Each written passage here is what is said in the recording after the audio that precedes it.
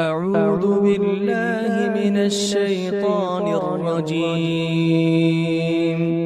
بسم الله الرحمن الرحيم. بسم الله الرحمن الرحيم. الحمد لله رب العالمين والعاقبة للمتقين والصلاة والسلام على رسوله النبي الكريم وآله وصحبه أجمعين وبعد. أعوذ بالله من الشيطان الرجيم. بسم الله الرحمن الرحيم. ومن الناس من يقول آمنا بالله وباليوم الآخر وما هم بمؤمنين. مشاہدین و ناظرین کرام، سلسلہ تفسیر کے اندر یہ تیسرا درس، کل کے درس کے اندر کفار کے بارے میں بیان کیا گیا تھا، اور اس سے قبل جو پہلا درس تھا مومنین کی صفات اور متقین کی صفات کو آپ کے سامنے رکھا گیا تھا۔ گویا سورہ بقرہ کے اندر سب سے پہلے قرآن کا رب ذوالجلال احکم الحاکمین نے تعارف دیا کہ اس میں کوئی شک نہیں ہے اور یہ سراپا ہدایت ہے۔ اس کے بعد اللہ رب العالمین احکم الحاکمین نے اس سے فیض یاب ہونے والے ایک بڑے گروہ اور سب سے اعلیٰ گروہ متقین کا ذکر کیا، اور متقین کی صفات کو اللہ تعالیٰ نے بیان فرمایا۔ اس کے بعد رب ذوالجلال احکم الحاکمین نے اسی کے مقابلے میں وہ لوگ کہ جو بدترین لوگ ہیں، والعیاذ باللہ، اللہ تعالیٰ ہم سب کو اور امت مسلمہ کو اس گروہ سے بچا کے رکھے اور ہماری نسلوں کو قیامت تک بچائے، وہ کفار معاندین، ان کی صفات کو میں نے آپ کے سامنے رکھا تھا اختصار کے ساتھ۔ اللہ رب العالمین احکم الحاکمین نے فرمایا کہ وہ لوگ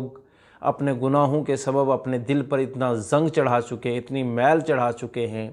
اتنا سیاہ کر چکے ہیں کہ اب ایمان ان کے نصیب میں آنا ناممکن ہے اور نہیں ہو سکتا، کیونکہ ان کے دلوں پر مہر لگ گئی ہے، اور ان کی آنکھیں اب حق دیکھنے سے قاصر ہیں، کان حق کو سننے سے قاصر ہیں، دل سمجھنے سے قاصر ہے،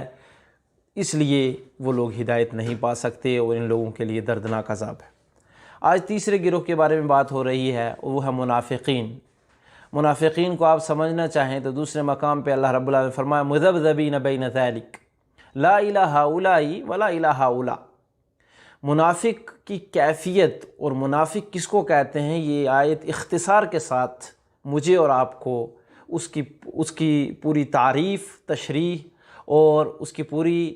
کیفیت کو بتا دیتی ہے کہ منافق کے اندر کیا کیفیت پائی جاتی ہے۔ نہ حق والوں کے ساتھ جا سکتا ہے مکمل طور سے، اور نہ باطل والوں کے ساتھ رہ سکتا ہے۔ باطل والوں کے پاس جاتا ہے تو کہتا ہے میں آپ کا آدمی ہوں، اور حق والوں کے پاس جاتا ہے تو کہتا ہے میں آپ کا آدمی ہوں۔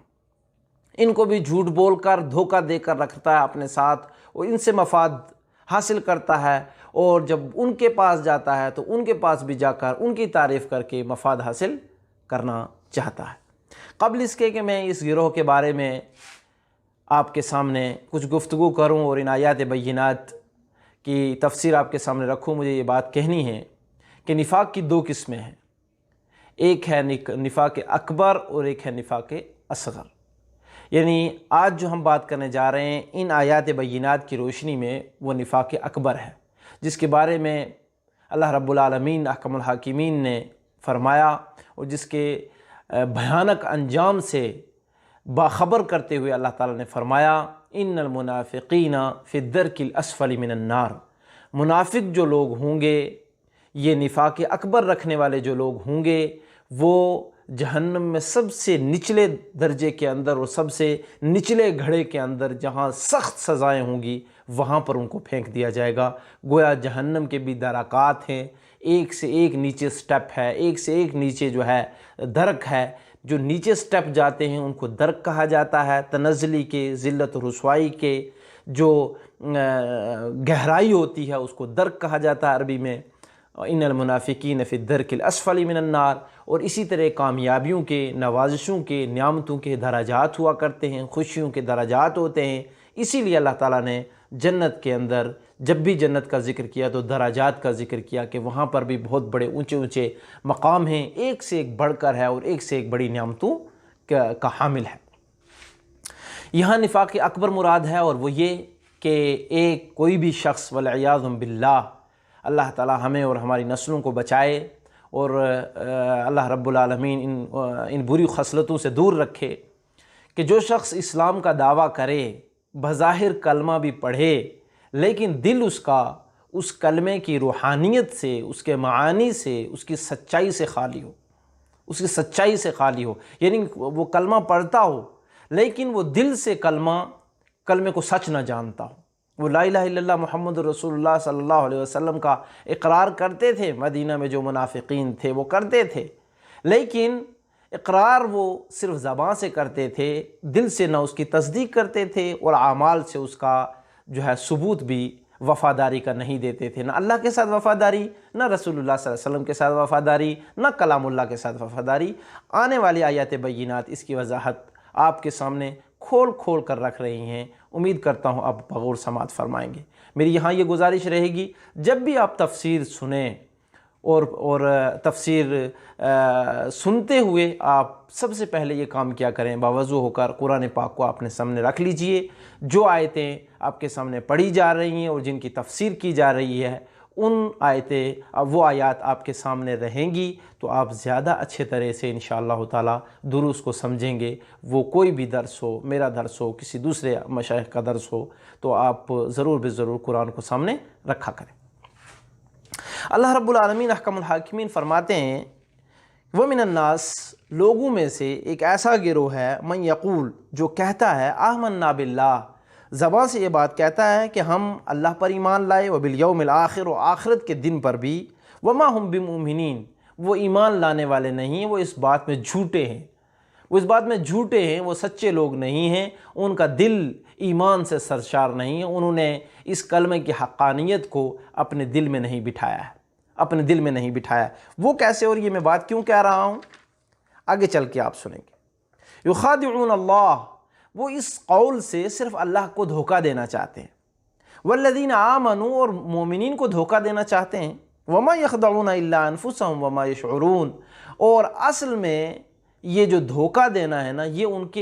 ان کا اپنی ذات کو دھوکہ دینا ہے، اور ان کو شعور نہیں ہو رہا، سمجھ نہیں ہو رہا، وہ چالاک بننا چاہ رہے ہیں۔ اصل میں منافق جھوٹا ایک شخص جھوٹ بول کر سوچتا ہے کہ میں بڑا ہوشیار بن گیا، دوسرے کو میں نے بے وقوف بنا لیا۔ کب تک بے وقوف بنائے گا؟ بس اس کی دوڑ وہاں تک ہے جب تک اس کی سچائی واضح ہو جاتی۔ اللہ رب العالمین جبریل علیہ السلام کو بھیجتے اور بھیج کر ان کے جھوٹے پورے پلندے کو، پلاننگ کو، اور جو بھی وہ جھوٹے دعوے کر رہے ہوتے اسے آگاہ کر دیتے، اور آگاہ کرنے کے بعد سوائے شرمندگی کے، سوائے رسوائی کے، سوائے اس چیز کے کہ ان کے ذلت نصیب آتی، باقی ان کو کچھ حاصل ہونے والا نہیں ہے۔ نہ ایسے شخص کو دنیا میں کچھ حاصل ہوتا ہے، نہ آخرت میں حاصل ہوتا ہے۔ میرے بھائیوں، میں آپ کو یہ بتاؤں کہ اللہ رب العالمین احکم الحاکمین نے فرمایا، فی قلوبہم مرض اصل میں ان لوگوں کے دل، یہ منافقین جو ہیں، ان کے دل بیمار پڑ چکے ہیں، بیمار ہو گئے ہیں، اور فزادہم اللہ مرضا تو اللہ رب العالمین نے ان کی بیماری میں مزید اضافہ کر دیا ہے۔ یہ بیمار دل ہی آدمی جھوٹ بول سکتا ہے، جو ہوس، لالچ اور ان صفات سے جو متصف ہوتا ہے، اور اس کے دل میں اور دماغ میں ایسی کیفیات رہتی ہیں کہ وہ لالچی قسم کا ہوتا ہے، یہ ایک بڑی بیماری ہے۔ ایسا شخص کبھی حق کو نہ قبول کر سکتا ہے، نہ حق کو اپنا سکتا ہے، اور نہ حق کی حقانیت کو سمجھ سکتا ہے، کیونکہ اس کا دل لالچی ہوتا ہے، اس کے دل کے اندر اطمینان نہیں رہتا۔ اور یہ ایک بیمار دل کی کیفیات میں سے ایک کیفیت بیان کی جا رہی ہے۔ پیچھے بھی اس چیز کا ذکر ہوا کہ اصل اللہ کے نبی علیہ الصلوۃ والسلام نے دل کا ذکر پہلے بھی ہوا اور اب بھی ہو رہا ہے۔ پہلے بھی رب الجلال احکم الحکیم نے فرمایا کفار کے بارے میں، خاتم اللہ علی قلوبہم، اور یہاں پر بھی منافقین کے بارے میں کیا کہا جا رہا ہے؟ فی قلوبہم مرض، دل بیمار ہے۔ پیارے نبی علیہ الصلوۃ والسلام نے اس بات کو ہمیں اس طرح سمجھایا تھا، الا ان فی الجسد مضغۃ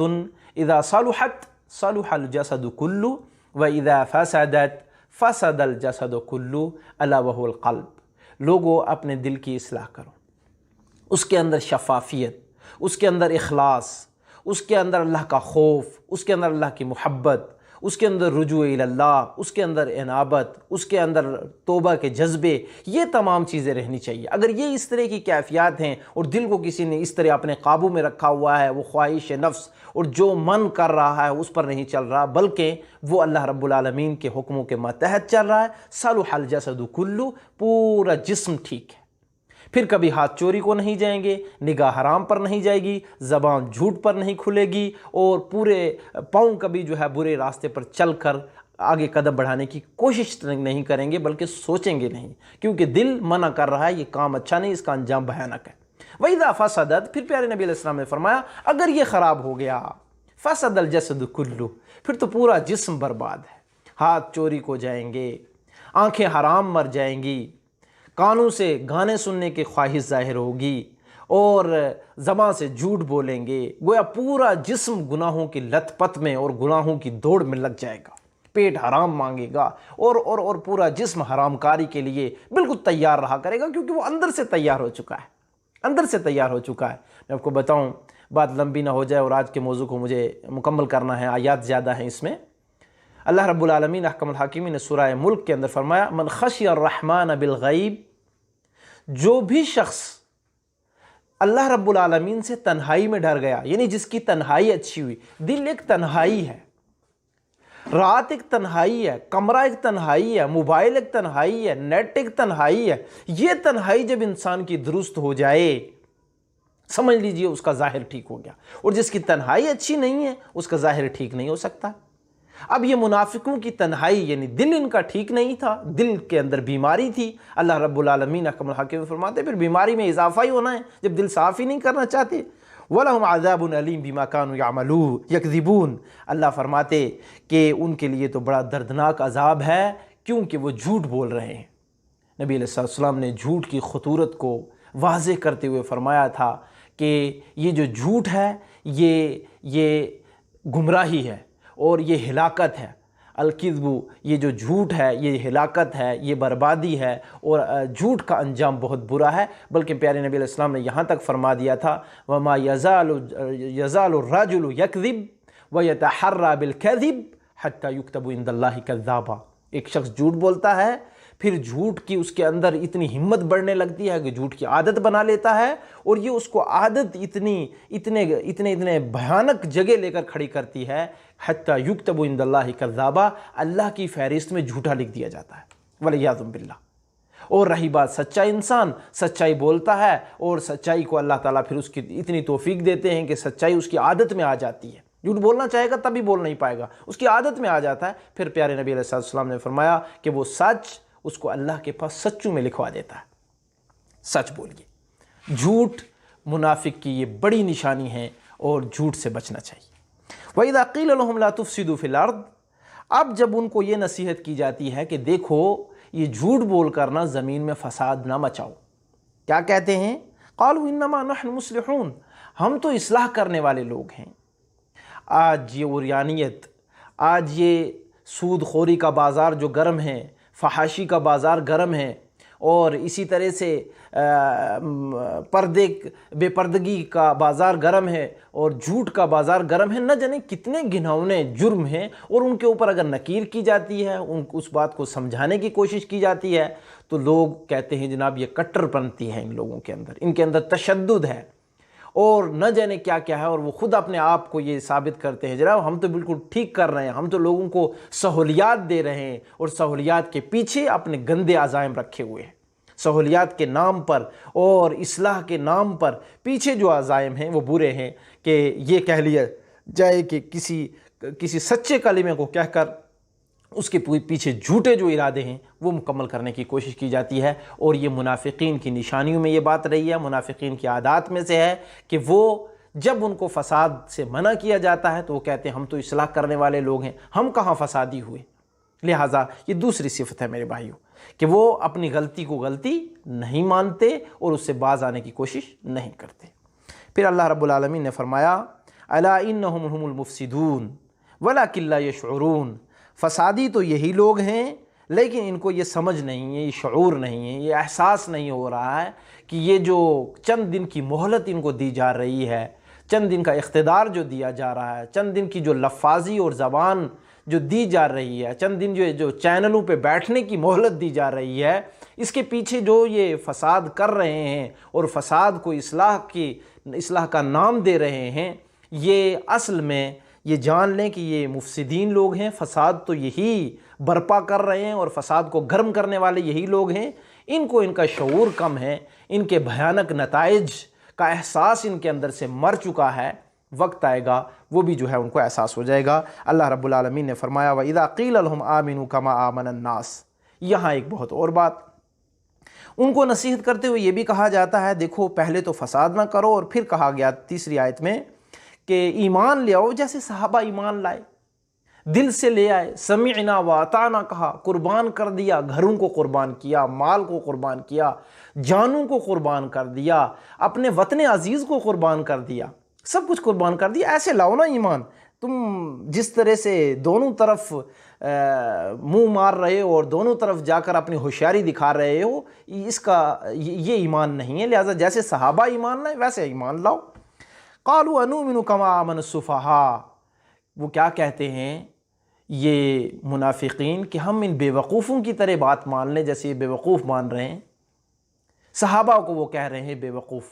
میرے بھائیوں، آج بھی ایسے لوگ ہیں کہ جو صحابہ پر زباں درازی کرتے ہیں، تو وہ سمجھ جانا چاہیے ان کو کہ وہ بے وقوف ہیں اور منافقین کی صفوں میں کھڑے ہیں۔ اگر وہ مومنین ہیں تو صحابہ پر زبان نہیں کھولنی چاہیے، کیونکہ اللہ تعالیٰ یہ پیارے نبی علیہ السلام پر آیتیں نازل فرما رہے ہیں کہ ان معصوموں کی طرح آپ بھی ایمان لے جو سب کچھ قربان کر کے اللہ رب العالمین کے حکم کے ساتھ کھڑے ہو گئے اور پیارے نبی علیہ السلام کی تصدیق کرنے لگ گئے۔ جی ہاں،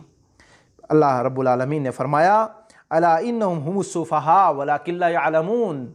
یہ بے وقوف صحابہ کو کہتے ہیں، یہ سچے لوگوں کو، رضی اللہ عنہم ورضوا عنہ، ان لوگوں کو یہ بے وقوف کہہ رہے ہیں۔ اصل میں تو بے وقوف یہ ہیں جو صحابہ کو بے وقوف کہتا ہے، گویا اللہ اس کو بے وقوف کہہ رہا ہے۔ امت مسلمہ کے اندر بھی کچھ ایسے گروہ ہیں، کچھ جو ہے